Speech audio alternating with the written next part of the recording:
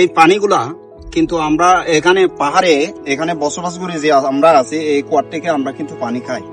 আগে কিন্তু অনেক জলমল থাকতো পানি, এখন কিন্তু পানি লেভেল সবগুলো শুকিয়ে গেছে। বর্ষাকালে এই পানিগুলো আবার গুলা হয়ে যায়, তখন কিন্তু আমরা পানির অনেক সংকটে থাকি। আগে তো যেখানে কুয়া খুললে যেখানে সেখানে খুললে মানে পানি উঠতো, এখন কিন্তু এভাবে উঠে না পানি।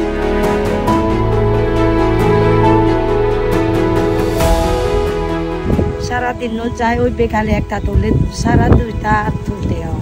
কতবার নেব তার মানুষজন আরো যদি বেশি হয় আমার বাড়িতে মানুষ যদি হয় 6বার 5বার নিতে হয়।